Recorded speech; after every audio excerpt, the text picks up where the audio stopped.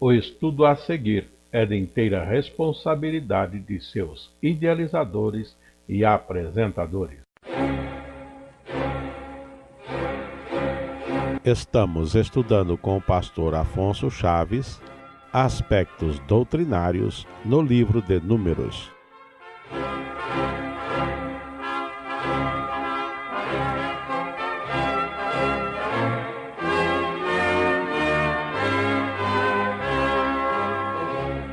Dando continuidade ao nosso estudo nas Sagradas Escrituras, no nosso estudo do Pentateuco, agora estando no livro de Números, vamos dar prosseguimento no capítulo 12.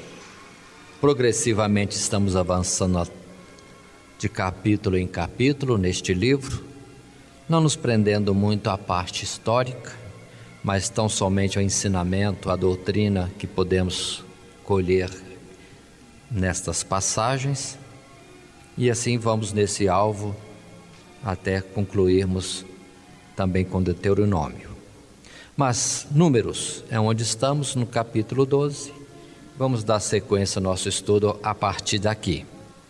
A última colocação nossa no capítulo 11 foi quando o povo teve desejo, cobiçou no deserto, e o povo, tão ligado com as coisas materiais, veio aborrecer a Moisés, que Moisés achou seu cargo muito pesado e clamou a Deus. E Deus lhe proveu ajudantes para que estivesse ajudando a levar aquela obra. Como também o Senhor mostrou o seu poder de prover toda necessidade, queriam carne e Deus lhes deu carne, ainda que esta é a segunda vez. A primeira Deus não cobrou nada, o Senhor andou na vontade deles, mostrando o seu poder para fazer qualquer coisa, mas quando o Senhor dava o maná, era o sentido que Deus lhes dava o melhor, sentido da vida espiritual, da carreira espiritual, de que o homem será alimentado pela palavra que sai da boca de Deus. E assim sendo, que foi o povo repreendido, porque muitos estando ainda com a carne na boca, vieram a sofrer o dano de uma praga, e muitos foram mortos, porque a carne estava na boca, e o Senhor já estava cobrando esta cobiça de uma forma assim, tão grave, porque o desejo da carne leva à corrupção, ou o salário do pecado é a morte. Mas chegamos por fim ao capítulo 12, em que o assunto apresentado envolve Miriam e Arão, irmãos de Moisés. O primeiro verso diz assim: e falaram Miriam e Arão contra Moisés por causa da mulher cuxita que tomara, porquanto tinha tomado a mulher cuxita. A Bíblia não explica os detalhes disto. Já teria a mulher de Moisés falecido, ele estaria casando uma segunda vez? Como foi isso? Não se fala nada. São mistérios. Deus não abriu a narrativa dos fatos, mas ficou acentuado pelo registro que Deus percebeu. Miriam e Arão, irmãos de Moisés, não tendo em conta a obra que Deus estava fazendo através de Moisés, falaram mal contra ele na questão daquela mulher cuxita, mulher de outro povo, não é uma mulher dos povos proibidos por Deus, que depois vai ver a situação de proibição, mas não era, mas ficou a questão. Murmuraram contra Moisés, falaram mal, e o próprio Deus ouviu aquilo, e o próprio Deus requereu, chamando os três à sua presença, Moisés, Arão e Miriam. E nós temos a colocação de Deus no verso 6, quando Deus diz: ouvi agora as minhas palavras. Se entre vós houver profeta, eu, o Senhor, Jeová, Deus, em visão a ele me farei conhecer, ou em sonhos falarei com ele. Não é assim com meu servo Moisés, que é fiel em toda a minha casa. Boca a boca falo com ele, e de vista, e não por figuras, pois ele vê a semelhança do Senhor. Por que, pois, não tivestes temor de falar contra o meu servo, contra Moisés? Observe que Deus explicou, colocou em aberto. Deus trata com cada um daqueles que são seus de uma forma. Se são profetas, Deus pode falar em visão, em sonhos, mas observe o destaque que Deus deu na forma de comunicação com Moisés. Face a face eu falo com ele. Ele vê a semelhança de Deus. E o Senhor colocou mais uma palavra que é importante, no caso da mulher cuxita, que nós não sabemos os detalhes, porque Deus falou no verso 7 que Moisés é fiel em toda a casa. Então não temos que abrir parênteses para coisa alguma. Deus falou, ele é fiel em tudo que está fazendo. E se Deus fala com Moisés face a face, se Moisés tem esse privilégio todo especial, por que então eles não tiveram cuidado e foram falar mal contra Moisés? E eram irmãos, irmão de carne, irmãos de fé. E diz a palavra que a coluna da presença de Deus que veio para o santuário se retirou, porque Deus estava irado e foi-se. Vamos dizer assim, a presença de Deus não estava com eles mais. E diz o verso 10: e a nuvem se desviou de sobre a tenda, e eis que Miriam era leprosa como a neve. E olhou Arão para Miriam, e eis que era leprosa. Na hora, Deus já trouxe repreensão, e Miriam estava leprosa. Lembrando nós de que a lepra é figura daquele pecado para o qual não há cura, entre aspas. Quando percebe isso, é Arão que clama a Moisés: ah, Senhor meu, verso 11, não ponha sobre nós este pecado que fizemos loucamente e com que havemos pecado. Arão reconheceu e pediu clemência. Verso 12 ele diz ainda: ora, não seja ela, Miriam, como um morto, que saindo do ventre de sua mãe tem a metade da sua carne já consumida. Interessante, irmãos, um caso que chama a atenção. Quem é que pecou? Os dois, Arão e Miriam. Mas a repreensão instantânea veio sobre Miriam. Não haveria repreensão sobre Arão também? Certamente. E por que Deus não cobrou naquele momento? Há pecados que são manifestos agora, ou o juízo de Deus há que se manifesta agora. E há também juízo, sentença de Deus que vai se manifestar só naquele dia.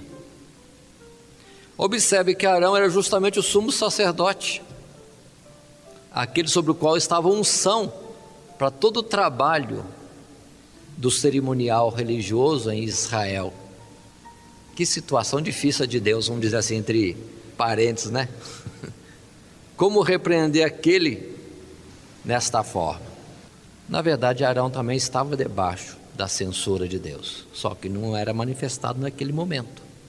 Mas em Miriam, Arão pôde reconhecer que estava em falta. E nesse reconhecimento da falta, pediram clemência. E Moisés, diz a palavra, que clamou por eles, verso 13, quando Moisés disse somente assim: ó Deus, rogo-te que a cures. E foi quando então Deus fala com Moisés algo. Porque curar agora. E Deus responde dessa forma, assim: se seu pai cuspir em seu rosto, não seria envergonhado há 7 dias? Esteja fechado há 7 dias, fora do arraial, e depois a recolham. Ou seja, Deus, de fato, iria perdoar, mas sobre ela estaria o tempo da repreensão. No sentido de que teria que ser notório a correção de Deus sobre a vida e a falta dela. 7 dias teriam que passar naquele castigo por terem falado mal de Moisés. Interessante, irmãos, observe como temos que vigiar a nossa boca, os nossos comentários, a nossa conversação. Facilmente a gente é induzido e se envolve em palavras que não são adequadas. Por isso que Tiago disse: a língua, pequeno membro no corpo, mas é como a chama que incendeia uma floresta. Arão e Miriam são 2 irmãos do dia a dia de Moisés, vivendo o tempo todo com Moisés e sabendo da intimidade e toda a graça de Deus na vida de Moisés. Era para ficar quietos, mas não se guardaram. Assim também, nosso meio, irmão, há muitas situações em que as nossas ideias não são iguais às ideias de outros. As decisões tomadas, às vezes, não são aquelas que nós pensamos que deveria ser. Mas, por causa disso, vamos estar entrando em choque? Não gostaram de Moisés ter tomado esta mulher? Mas Moisés é que escolheu. Moisés recebeu essa mulher cuxita. O que eles tinham que fazer? Alguma outra coisa? Ficar quieto. Assim, às vezes, por poucas coisas particulares próprias de uma pessoa, outros ficam em contenda achando ruim. Vamos supor, como para usar uma cortina aqui no templo, ou pintar as paredes. De que cor? Se formos tomar a ideia de cada um, meu Deus, nós teríamos que fazer toda a igreja em muitas cores, multicor, para agradar a cada um. Mas a cor tem que ser uma. E se é definida uma cor que não satisfaça ou que não foi ideia de alguém, que não seria a realização de alguma pessoa, por que então questionar? Deixa, foi escolhida essa cor, pronto. Não seria a minha cor. Mas a quem caberia o caso? A cada um. No caso de uma esposa, se é esposa, para Moisés, ele escolheu uma, a cuxita, pronto. Não tem mais nada a falar. Ele escolheu. Mas continuando, irmãos. Por fim, Miriam é curada depois do período da repreensão, no tempo certo de correção. Aí o povo pôde partir na caminhada, mais um trecho da peregrinação no deserto. Chegamos assim ao capítulo 13 de Números, e aquele famoso capítulo em que o próprio Deus determina a Moisés de que separe um homem representando cada tribo para se deslocar à frente como espias e observar a terra que Deus iria dar ao povo. Em certo lugar diz que Deus mandou. Em outro lugar, vemos a expressão bíblica de que o povo é que estava questionando se de fato a terra era boa. E Deus então mandou os espias. Mas em tudo isso, se Deus falou que a terra mana leite e mel, é muito boa, e Deus escolheu aquela terra, não é para se colocar em dúvida, nem questionar nada. É como se hoje nós ficávamos perguntando: será que o céu vale a pena a gente ir para lá? Será que é tão bom que devamos de fato fazer algum sacrifício, renúncia no tempo presente para adquirir aquilo, alcançar os céus? Seria algo assim. Não precisa duvidar. Ainda assim, Deus já tem mandado espias para o outro lado. Quantos irmãos já viram a glória celestial e podem dizer alguma coisa para nós? E se observarmos que Paulo viu e testificou, é algo que surpreenderá certamente a cada um de nós quando nós chegarmos lá. Mas quiseram saber, Deus mandou então de cada tribo um homem para espiar a terra, verificar se a terra de fato era boa. E temos a situação de que os 12 saíram. E diz o verso 25 do capítulo 13, que os que saíram a olhar a terra, caminharam pela terra da Palestina 40 dias, de sul a norte, de leste a oeste, observando tudo, os frutos da terra, observando os moradores, e depois então, colhendo também frutos da terra para mostrar a qualidade dos frutos. E é impressionante como sempre se menciona isso, que o cacho de uva precisava ser carregado por 2 homens. 2 homens, uma vara atravessando num cacho de uva para levar o cacho de uva para o povo de Israel ver que a terra era farta. E voltaram então a dizer, verso 27, o relatório: e contaram-lhe e disseram: fomos à terra a que nos enviaste, e verdadeiramente mana leite e mel, e este é o fruto. E apresentam o fruto. Podiam ter parado por aqui, mas infelizmente daqueles 12 homens, 10 estavam concordes em achar que para conquistar aquela terra era algo muito difícil, porque o verso 28 diz: o povo, porém, que habita nessa terra é poderoso, e as cidades fortes e muito grandes, e também ali vimos os filhos de Anak, ou seja, gigantes. E o grupo dos 10 começa a apresentar dificuldades. A terra é boa, mas tem fortalezas, tem gigantes, e a gente olhando para eles, nós nos sentimos como um gafanhoto, um nada, diante deles. Nós temos Josué e Calebe, os outros 2 que completa a comissão que foi observar a terra, insistindo, lutando e dizendo que Deus era com o povo e que Deus iria com eles afastar todos aqueles moradores e eles conquistariam a terra. Observe, irmãos, que Deus já os tirou da terra do Egito, que era a maior potência, um império no mundo antigo. Deus tirou-os de lá. E o Senhor fez questão que eles vissem os corpos dos egípcios mortos no Mar Vermelho, e depois vão temer os próximos moradores de uma terra além, que Deus tinha dito que dava para eles. Então é questão de fé mesmo, irmãos. Faltou fé.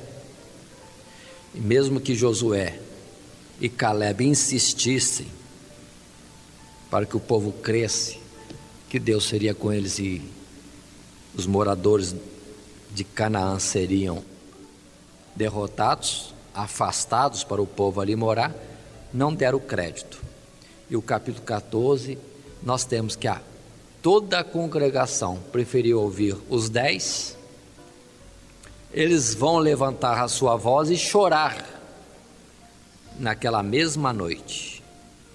O verso 2 diz: e todos os filhos de Israel murmuraram contra Moisés e contra Arão, e toda a congregação lhes disse: se morrêramos na terra do Egito, ou se morrêramos neste deserto. E eu vou colocar uma terceira frase: então que morra lá em Canaã, em meio à fartura da terra. Por que preferir morrer no deserto? Por que preferir morrer na escravidão? Então que morra numa terra melhor. Não, é só para contenda, não acreditando no Senhor. E a consequência, dentro disso tudo, dizem eles no verso 4: levantemos um capitão e voltemos ao Egito. não querem a liderança que Deus escolheu, querem formar uma outra liderança. A que Deus coloca não serve, querem colocar outra. Sempre existe isso. Esquecendo que quem está à frente do povo, ainda que um homem seja designado, sempre será Deus o guia do seu povo. E o homem quem é, senão um instrumento que Deus diz que move o seu coração como quer. Mais ainda, no verso 5, Moisés e Arão caíram sobre os seus rostos perante todo o ajuntamento dos filhos de Israel. E temos mais uma vez Josué e Calebe se esforçando para despertar o povo para a realidade de que a terra era boa, que eles poderiam conquistar a terra, mas o povo não quer ouvir mais nada. E no verso 10, decidem apedrejar aqueles homens, Moisés, Arão, talvez Josué, talvez Calebe. Observe agora, irmãos, temos toda a congregação, mais de 600 mil homens de guerra contra Moisés, Arão, Josué e Calebe. Quem poderá livrá-los? A ordem era, vamos apedrejá-los. Mas no verso 10 diz, porém a glória do Senhor apareceu na tenda da congregação a todos os filhos de Israel. Deus operou numa manifestação notória para todo o povo, aí cessaram desta intenção. E Deus então diz, até quando me provocará este povo? E até quando me não crerão por todos os sinais que fiz no meio deles? E é quando Deus quer castigar o povo, tal qual em outras vezes, vou destruir o povo, e de Moisés vou levantar um povo maior e mais forte. E novamente Moisés entra com a intercessão diante de Deus, não Deus, perdoa o povo, e Deus ouve a Moisés no que Moisés vai dizendo. Que vão dizer as nações? O Senhor já adquiriu um grande nome, tirando Israel da terra do Egito, conduzindo para o deserto, prometendo dar uma terra para eles. Agora, se o Senhor destruí-los aqui no deserto, todo mundo vai dizer que o Senhor não conseguiu cumprir a palavra e preferiu então matá-los no deserto. Não é a primeira vez que Moisés entra com a intercessão. A ideia de muitos é que Moisés teve uma atitude mais ponderada que Deus. Nunca, irmãos. Na verdade era Deus conversando com Moisés, mas o Espírito de Deus estava em Moisés, vamos dizer assim, em um diálogo. Posso destruir tudo, fazer um povo maior, mas se eu fizer isso, o que vão dizer as nações? É o próprio Deus, tudo passa em Deus. E aquele que tem o Espírito de Deus está participando como que um diálogo, ou entendendo a luta nos pensamentos de Deus, o raciocínio de Deus. O que eu vou fazer? O que posso fazer? Qual a consequência do que eu fizer? Observe que o povo já merece morrer. Duvidaram de Deus, preferem voltar ao Egito, rejeitam a condução de Deus, ou, como diziam eles, Moisés como líder. Mas continuando, irmãos, na sequência aqui, verso 19, Moisés suplica a Deus para perdoar a iniquidade do povo. A expressão é essa: perdoa, pois, a iniquidade deste povo, segundo a grandeza da tua benignidade, e como também perdoaste a este povo desde a terra do Egito até aqui. Então Moisés fala que na verdade Deus já vem perdoando desde que saíram do Egito. Quantas vezes o povo tem se levantado em dúvida contra Deus e contra Moisés? Muitas vezes. E todas essas vezes Deus tem perdoado, tem poupado. Mas entretanto, irmãos, Deus diz que vai perdoar. Verso 20. Mas Deus fala ainda uma citação no verso 21. Porém, tão certamente como eu vivo, e como a glória do Senhor encherá toda a terra. Olha, Deus entrando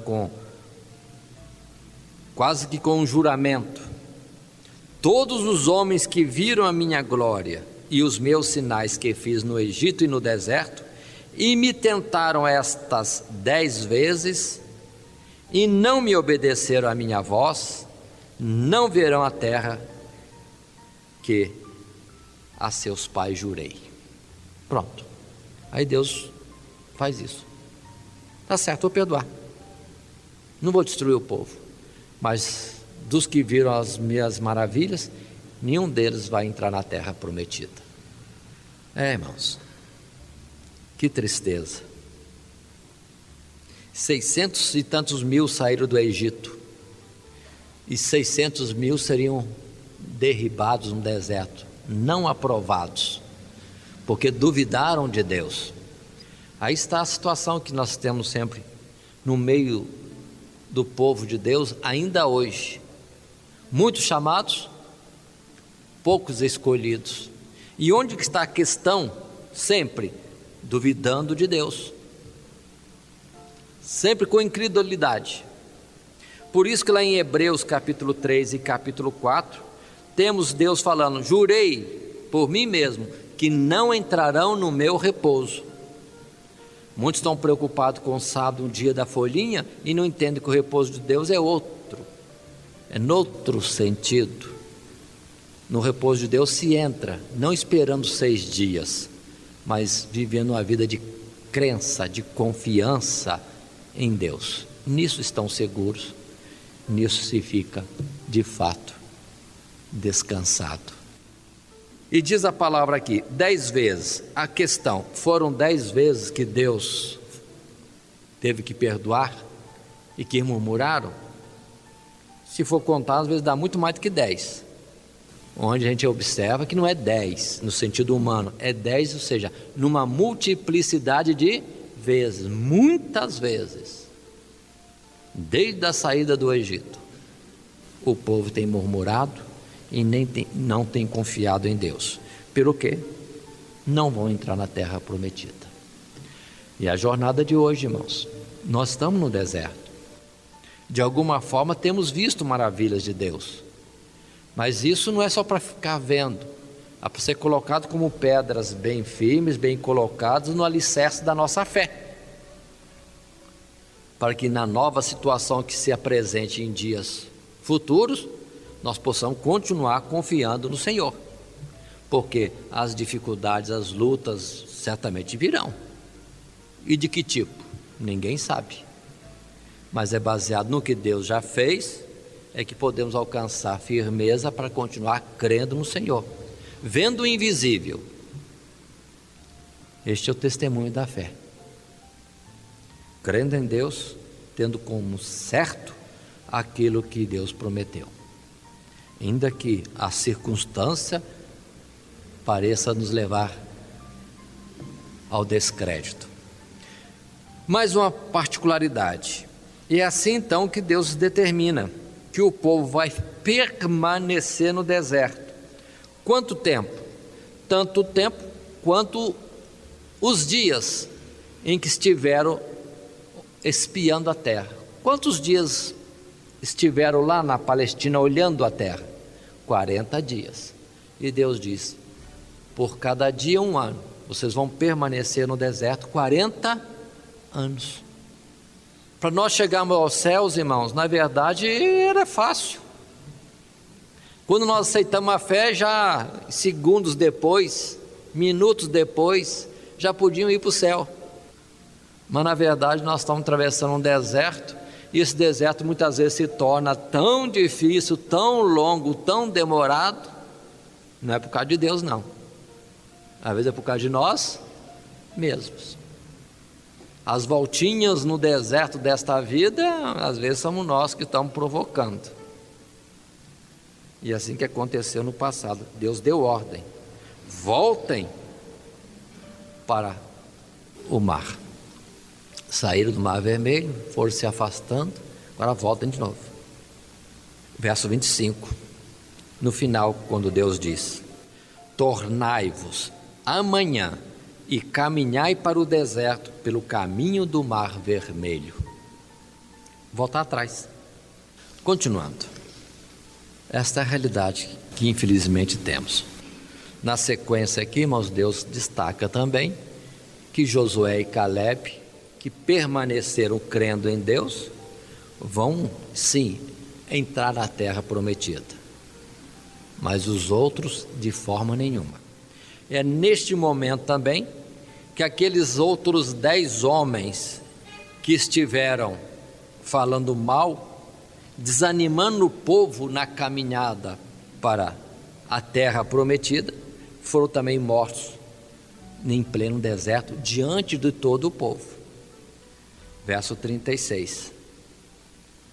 E os homens que Moisés mandara espiar a terra, e que voltando, fizeram murmurar toda a congregação contra ele, inflamando a terra, aqueles mesmos homens que inflamaram a terra, morreram de praga perante o Senhor. Mas Josué, filho de Num, e Caleb, filho de Jefoné, que eram dos homens que foram espiar a terra, ficaram com vida. Pronto. Podíamos dar por encerrado esse ponto. Mas, irmãos, acreditam que o povo é tão rebelde que vai ainda contender? Qual foi a última ordem de Deus? Voltem no deserto a caminho do Mar Vermelho. O que vamos observar no final deste capítulo 14, verso 40, que levantaram-se pela manhã de madrugada e subiram ao cume do monte, dizendo: Ei-nos aqui, e subiremos ao lugar que o Senhor tem dito, porquanto havemos pecado. Agora eles estão crendo que podem conquistar a terra e querem ir. Verso 41, Moisés desanima eles, dizendo: Por que quebrantais o mandado do Senhor? Por isso não prosperará. Verso 42, não subais, pois o Senhor não estará no meio de vós, para que não sejais feridos diante de vossos inimigos. Pronto, irmãos. E assim, diz o verso 44, que temerariamente tentaram subir ao cume do monte, mas a arca do concerto do Senhor, ou seja, a presença do Senhor, não estava com eles. E vieram os inimigos, verso 45, os amalequitas e os cananeus que habitavam na montanha, e os feriram, derrotando-os até Hormá. Pronto, que desastre. Interessante como que eles desanimam e não querem ir para a batalha, quando o Senhor diz que é para ir, e quando o Senhor diz, não vão, agora querem ir. Onde arrumaram coragem? Só na desobediência mesmo. Eu já percebi isso, irmão, muitas vezes a gente acha dificuldade em fazer as coisas que Deus manda fazer, mas não sei de onde se acha a força e acha a facilidade em executar coisas que Deus diz que não é para fazer. De onde vem isso? Precisamos estar atentos. É melhor obedecer do que mostrar um esforço como sendo algo especial, mas contrário à vontade de Deus. Caberia aquela palavra, melhor obedecer do que sacrificar? Melhor obedecer do que mostrar alguma coisa, como que querendo recuperar o prestígio e a aprovação de Deus. Não adianta mais. Dando sequência ao nosso estudo, irmãos, em Números capítulo 15, volta o Senhor a dizer os deveres dos sacerdotes e dos levitas. Não vou estar considerando este capítulo, porque este assunto está colocado também em Levítico. Muitas colocações que Deus fazia para os sacerdotes, para os levitas, no cuidado que eles deviam ter no ministério deles, para fazer este ministério diante de Deus, pelo que também não poderiam ter outras coisas, porque a honra e a glória deles era justamente servirem diretamente a Deus. E Deus reforça este assunto. Mas no capítulo 16, não passou muito tempo, Já encontramos outra vez pessoas no meio do povo de Deus em contenda. E o capítulo 16 vai falar de Corá, algumas versões falam Coré. Vai falar também de Datã, Abirão, esses três em especial, depois Iaon também, que com mais 250 homens se levantam diante de Moisés e vão contender com Moisés. E qual era a contenda? Moisés, porque só você, ou só você e Arão, vão estar servindo ao Senhor no santuário. Todo o povo é santo, toda a congregação é santa, então todos podem fazer o serviço. Interessante isso. E diz a palavra que esses que se levantaram eram maiorais, ou seja, pessoas que poderiam ter algum conhecimento, alguma habilidade administrativa, que olhando a administração de Moisés disseram: mas se fazer o que você faz, a gente pode fazer também. E nós somos povo do Senhor, temos a unção do Espírito Santo também, e queriam, na verdade, conduzir o povo, e queriam também administrar o sacerdócio diante de Deus. Mas de onde veio isso? Olhando para si, acharam-se também capazes, esquecendo que Deus é quem escolheu e estabeleceu os critérios de quem se chegaria a Ele, que nós estudamos também em Levítico. Mas continuando, quero ler no verso 3 a expressão daqueles homens ao falar com Moisés. Nesse destaque, no final, eles dizem assim: todos eles são santos, e o Senhor Deus está no meio deles. Por que, pois, vos elevais sobre a congregação do Senhor? Dizendo a Moisés e Arão: por que vocês é que estão na frente, sendo que todo o povo é santo? No mesmo instante, irmãos, Moisés coloca para aqueles homens: comparecer amanhã diante do Senhor, e o Senhor vai manifestar quem é que Ele chamou para estar diante de si. Na verdade, a questão vai dando discussão. Moisés fala, eles contradizem e ficam uma discussão. Moisés manda eles fazer uma coisa, eles não querem obedecer. Mas Moisés fala assim no verso 8: disse mais Moisés a Coré, ou Corá, e este era um dos coatitas da tribo de Levi, tinha privilégios. Verso 9: porventura pouco para vós é que o Senhor Deus de Israel vos separou da congregação de Israel para vos fazer chegar a si, a administrar o ministério dos tabernáculos do Senhor Deus, e está perante a congregação para ministrar-lhe? O que Moisés está dizendo? Você acha pouco? Deus já escolheu a família sua, Levi, a tribo. Depois, dentro da tribo, escolheu o grupo de vocês, os coatitas, sempre honrando, dando funções nobres. Isso é pouco para vocês? Continua ainda, verso 10: e te fez chegar a todos os teus irmãos e a todos os irmãos, os filhos de Levi, contigo. Ainda também procurais o sacerdócio?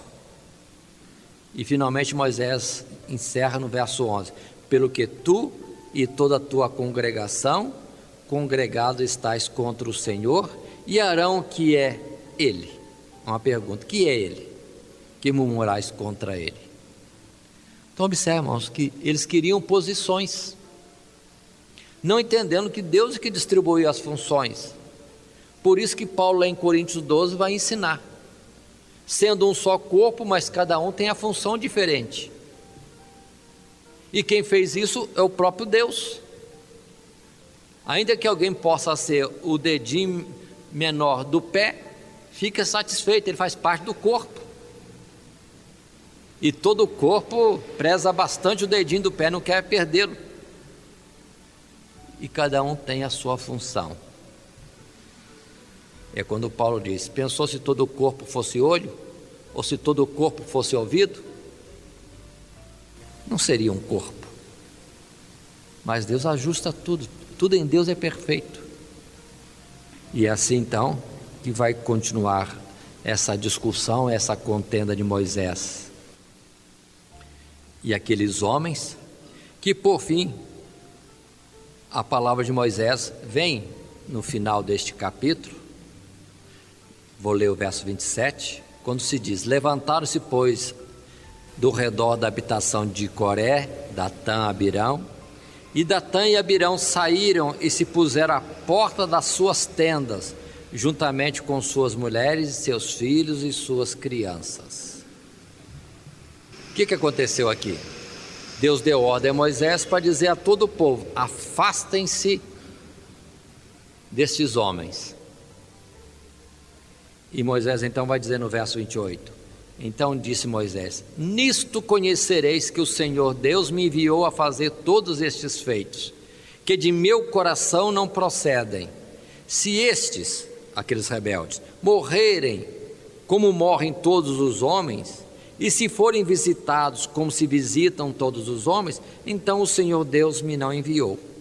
Mas se o Senhor Deus criar alguma coisa nova, e a terra abrir a sua boca, e os tragar com tudo o que é seu, e vivos descerem ao sepulcro, então conhecereis que estes homens irritaram ao Senhor Deus. Moisés vai falando: morrer como todos morrem, isso não tem diferença. Mas para saber que tudo que aconteceu, e a escolha dele, Moisés, como para fazer as coisas que estava fazendo, vinha de Deus, e que a revolta de Coré, Datã, Abirão não era contra Moisés, mas era contra Deus, algo tinha que acontecer diferente. E diz a palavra que Moisés nem bem terminou as palavras, a terra se abriu e tragou tudo que era daqueles homens: suas tendas, seu gado, esposas, filhos, e aquilo foi algo de admiração e também de temor no meio do povo, que o povo saiu disparado para se afastar da terra se abrindo, engolindo aqueles todos. E não bastou só isso, saiu fogo do santuário e queimou aqueles 250 homens que estavam com incensário na mão, queriam ser sacerdotes na marra. Irmãos, eu observo hoje, irmãos podem observar junto conosco, que muita gente chega na igreja como um novo convertido, já começa a participar da igreja, não passa muito tempo, já não quer andar em submissão dentro da sequência da disciplina ou da disciplina da igreja. E se ouve aquela palavra: não obedeça só a homens, só a Deus. É de onde se vê muitos que nem bem saíram da fralda espiritual, no sentido espiritual, e já estão saindo da igreja. Não, eu vou fazer outra igreja, e vão abrir outra igreja no outro canto. Por isso que também está acontecendo isso.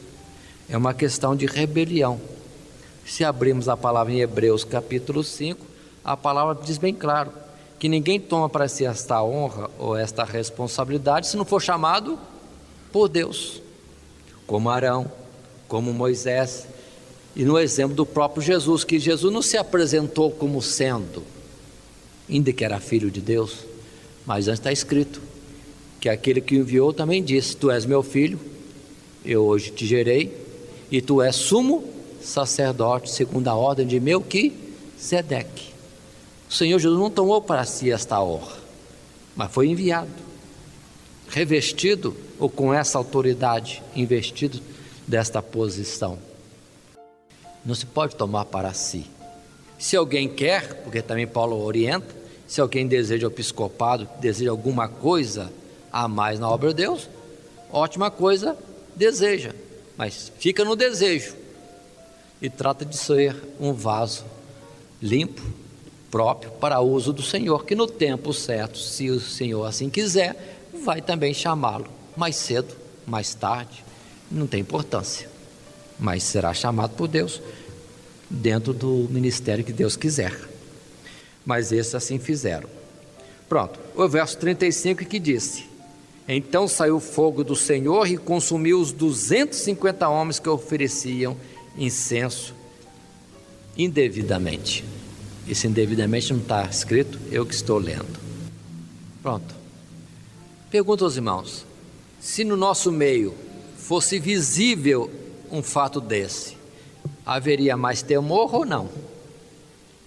Nós lemos em Atos dos Apóstolos que Ananias e Safira foram mortos porque mentiram contra Deus. E diz ainda a palavra que caiu um grande temor no meio de toda a igreja. Lá no deserto também foi assim? Infelizmente não foi.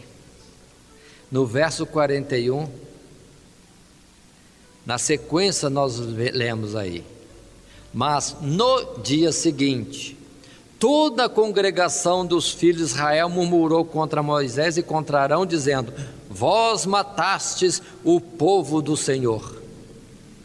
Quem que matou 250 com fogo que apareceu de repente? Foi Moisés e Arão? Foi Moisés e Arão que determinaram a terra se abrir e consumir só com Coré, Datã, Abirão e os que eram deles? Que poder Moisés tem, hein? Mas nem temeram esse poder que pudesse ser dito ser de Moisés, que não era de Moisés, que Moisés já tinha afirmado antes, que não vinha dele, era de Deus. Mas no dia seguinte o povo todo, toda a congregação está reclamando de Moisés, que está matando o povo de Deus. Irmãos, é absurdo isso. Parece absurdo, mas a palavra está testificando.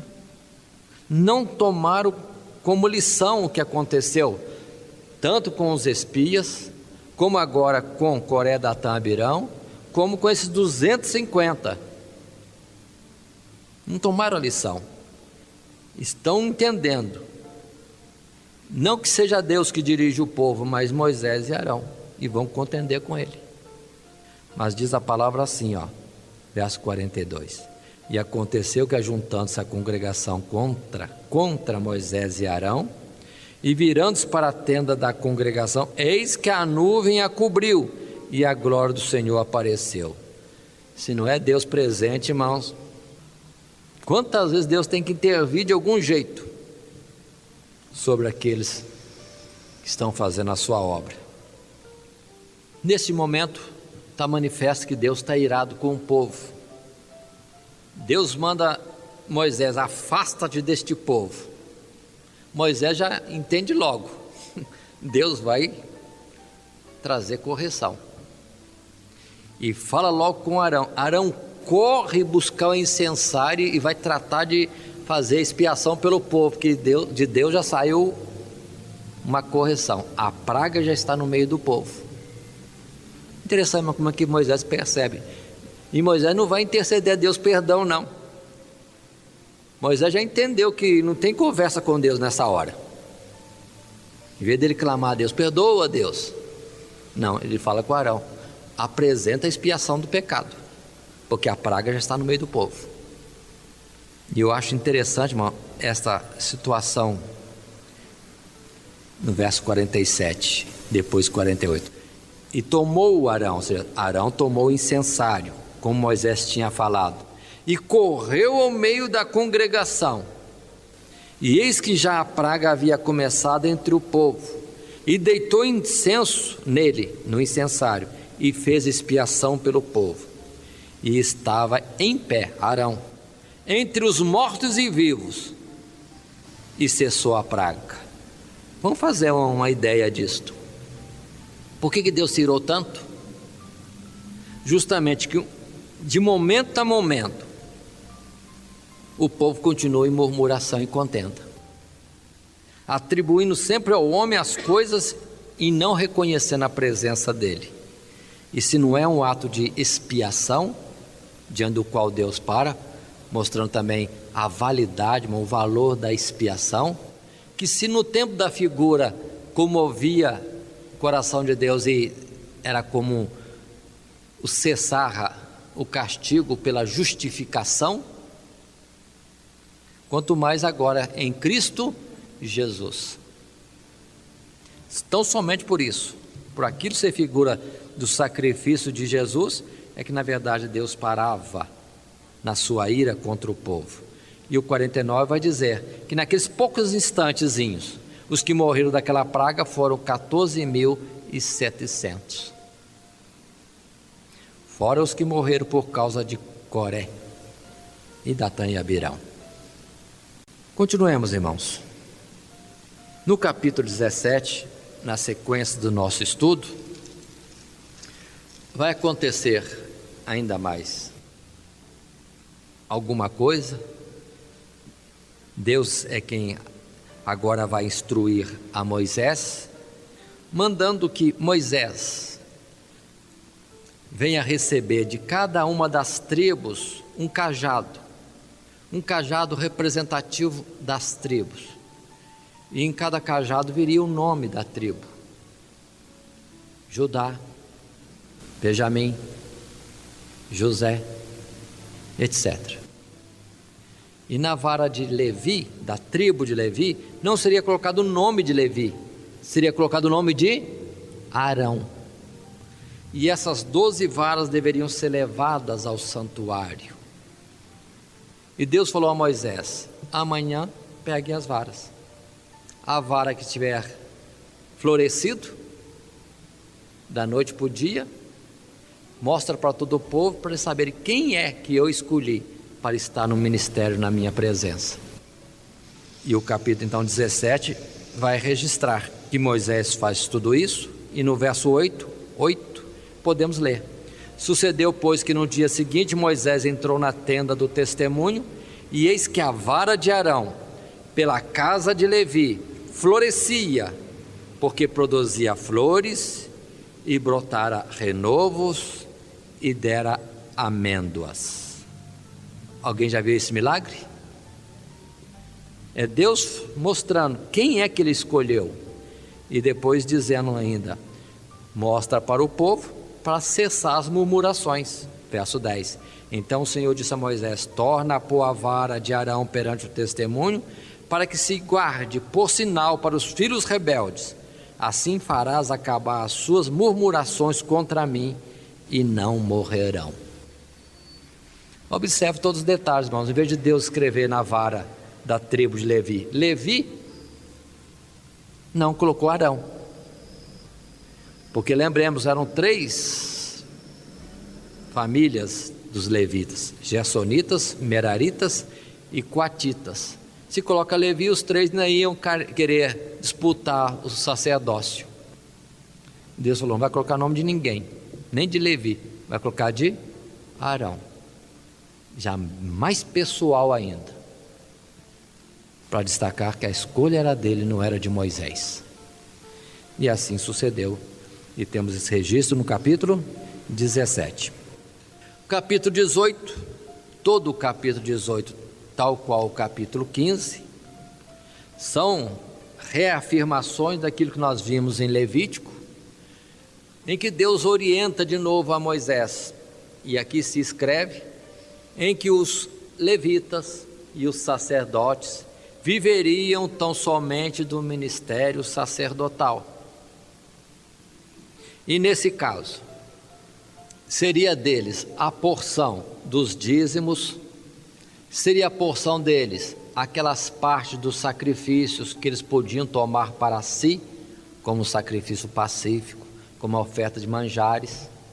Todas essas coisas que eram para eles, eles poderiam usar, mas o que fosse para o Senhor, eles não poderiam usar, não poderiam ultrapassar. O que é deles, o que é do Senhor, o que é do povo, é do povo. Eles tinham que se guardar nisso e viver daquilo que era a providência de Deus no santuário, e não de outra forma qualquer. É só reafirmação destas coisas. Ainda continuando, todo o capítulo 18 vem falando sobre isto. Eu vou ler somente o verso 32, que diz assim: pelo que não levarei sobre vós o pecado, quando deles oferecerdes o melhor, e não profanareis as coisas santas dos filhos de Israel, para que não morrais. Eles também estavam debaixo de observação e disciplina, pode receber o que pode receber segundo a determinação, nada além, porque se for além peca, e se pecar morre, também os sacerdotes. Capítulo 19 é uma ordenança do Senhor, sem outra citação em Levítico. Interessante que é aqui que é citado, capítulo 19.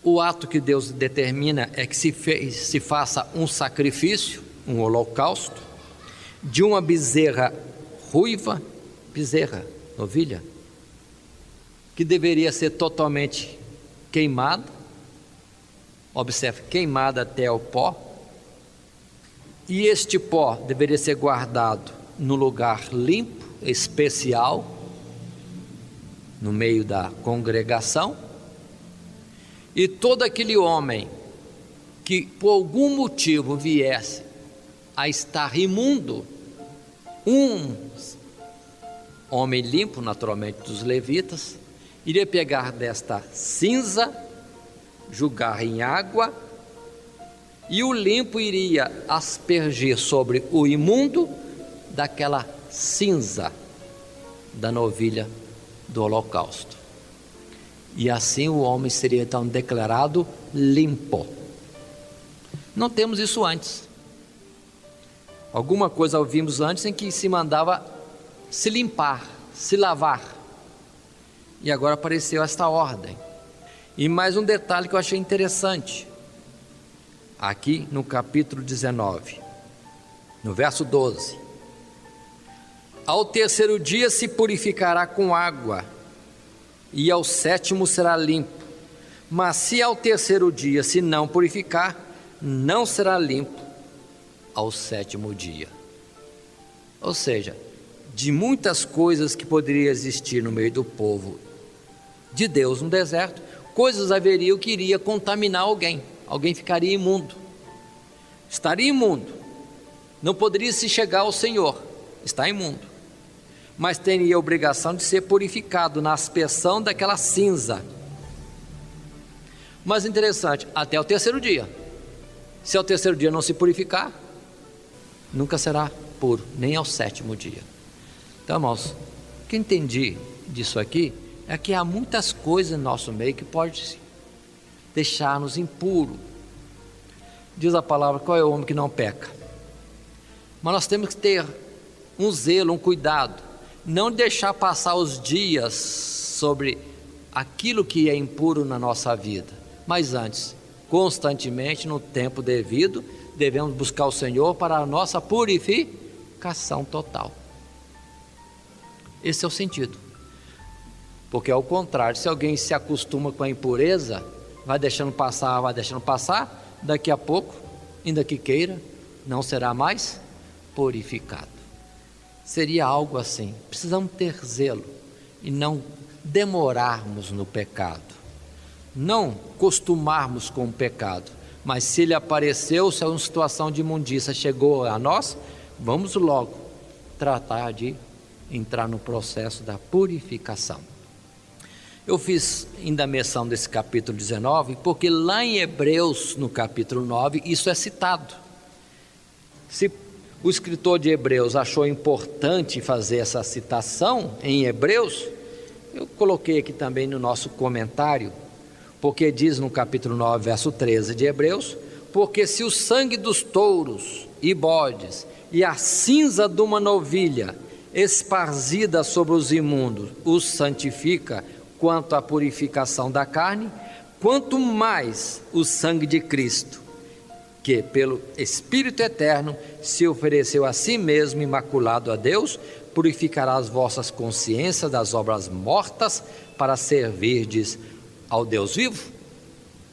Agora sim, entendemos. Se muitas coisas nos prejudicam nessa caminhada e tornam-nos de alguma forma impuros no meio do povo de Deus e nesta jornada, olha, vamos clamar pelo sangue de Cristo.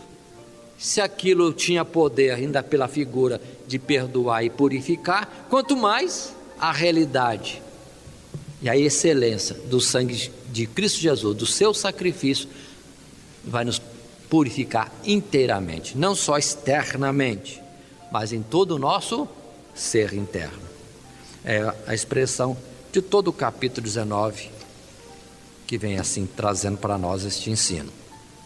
Dando continuação mais um pouco, entrando no capítulo 20, são narrativas do que vai acontecendo de tempo em tempo. Na peregrinação chega o tempo em que Miriam também é recolhida, morre no deserto de Zin, e onde é sepultada, ali em Cádiz, foi sepultada Miriam. Capítulo 20 vai registrar isso para nós.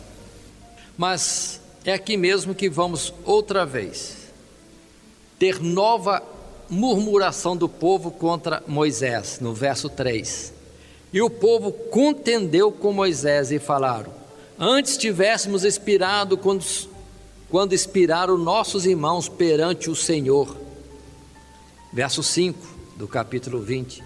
Por que nos fizeste subir do Egito para nos trazer a este lugar mau? Lugar não de semente, nem de figos, nem de vides, nem de romãs, nem de água para beber. Capítulo 20 é um capítulo importante. Irmãos, eles preferiram outra vez morrer como morreram os outros. Meu Deus, como o povo de Israel era duro de coração. Mas só tem uma coisa, irmãos, que eles são figuras de nós mesmos. Será que nós estamos percebendo nosso coração às vezes duro também, né? Achamos que estamos fazendo muito e não entendendo as coisas. Desejaram ter morrido naquela praga há pouco. Desejaram ter morrido no fogo que consumiu os 250. Desejaram ter morrido com Coré, Datã e Abirão. Por quê? Não tem nada de gostoso no deserto, nem água para beber. E novamente, irmãos, aqui mostra a paciência de Deus. Tem detalhes, naturalmente, em que Deus suporta, e há detalhes que Deus não suporta. Aqui eu achei interessante que Deus não os repreende, não, mas Deus orienta a Moisés para ir com os anciãos do povo diante da congregação até a rocha e falar à rocha. Verso 8, Deus diz assim: toma a vara e ajunta a congregação, tu e Arão teu irmão, e falai à rocha perante os seus olhos, e dará a sua água. Assim lhe tirarás água da rocha, darás a beber à congregação e aos seus animais. Deus não se irou, não manifestou nenhuma repreensão, correção sobre o povo.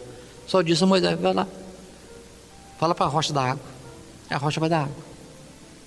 Só que Moisés faz como Deus falou em todos os detalhes, menos neste, que ele chega diante da rocha e fala coisas a mais. Como por exemplo, vai contender com eles no verso 10, dizendo, final do verso 10: ouvi agora, rebeldes. Deus não mandou falar assim: porventura tiraremos a água desta rocha para vós? Deus não mandou ele falar assim, mas ele fala: rebeldes. Como que dizendo, podemos tirar a água desta rocha? Verso 11, então Moisés levantou a sua mão e feriu a rocha 2 vezes com a sua vara, e saíram muitas águas, e bebeu a congregação e os seus animais. Moisés fez certo? Moisés fez certo? Mas saiu água. Moisés fez errado, mas Deus não deixou de dar água. Por quê, irmãos? Mas ao certo, Deus depois repreende a Moisés. Verso 12, e o Senhor disse a Moisés e a Arão: porquanto não me crestes a mim para me santificar diante dos filhos de Israel, por isso não metereis esta congregação na terra que lhes tenho dado. E verso 13 diz: estas são as águas de Meribá, porque os filhos de Israel contenderam com o Senhor e o Senhor se santificou neles. Contenda, Meribá. Por que Deus deu água? Se Deus não desse água, a falha e a fragilidade seria de Deus? Deus não faltou com a provisão para o povo, santificando o seu nome como provedor que provia água, mas também se santificou no sentido de repreender Moisés porque fez o errado. Irmãos, lembremos a palavra que está escrita também, que a rocha é Cristo. Na verdade, esse negócio de sair água da rocha já aconteceu antes. E na vez anterior, Deus falou com Moisés: vá e fira a rocha, e ela dará água. Mas agora não é mais para ferir a rocha, agora é para falar a rocha, e a rocha vai dar água. Em que podemos tomar também como exemplo hoje, irmãos? Na verdade, Cristo Jesus, que é a rocha, já foi ferido por nós. Dele já verte virtude para toda a nossa necessidade. Se parece que agora não está vertendo, não precisa ferir outra vez, expor Jesus de novo ao Calvário, conforme está escrito em Hebreus. Outra vez crucificaríamos o Senhor? Nunca mais, porque quanto a morrer, morreu uma vez pelo pecado. Mas fala a rocha, e ela vai dar a água. Fala a rocha, não precisa ferir mais, e ela vai trazer a provisão do necessário. Assim, irmãos, são coisas que devemos tomar para nós. Não precisamos murmurar, não precisamos reclamar, contender com Deus, pecar, enfim. Como que isso exigiria de Deus outro sacrifício de expiação de pecado? Não, não pode. Mas se tem alguma questão, fala, pede a rocha, e ela vai trazer para nós o necessário. Observe, irmãos, que este livro de Números é a peregrinação no deserto. Quanta coisa aconteceu, mas essas coisas são para nós, porque a peregrinação deles é só a figura da nossa peregrinação hoje. Neste mundo nós estamos num deserto, espiritualmente falando, e muitas coisas acontecem, mas lembremos, o Senhor está presente sempre. Deus em momento algum deixou o povo sozinho no deserto, ainda que às vezes se irou, mas não abandonou e não deu o suporte necessário para toda a caminhada. Nós vamos estar interrompendo nesse capítulo 20, prosseguindo na próxima oportunidade, naquilo mais que podemos coletar de ensino para nós neste livro. Deus nos abençoe em Cristo Jesus. Amém.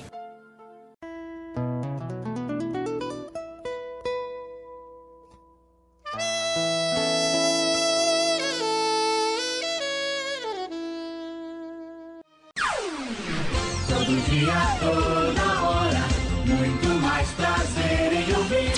Radionete Grata Nova. Web Rádio, a qualidade que faz a diferença, cada vez mais necessária. Rede Grata Nova de Evangelização.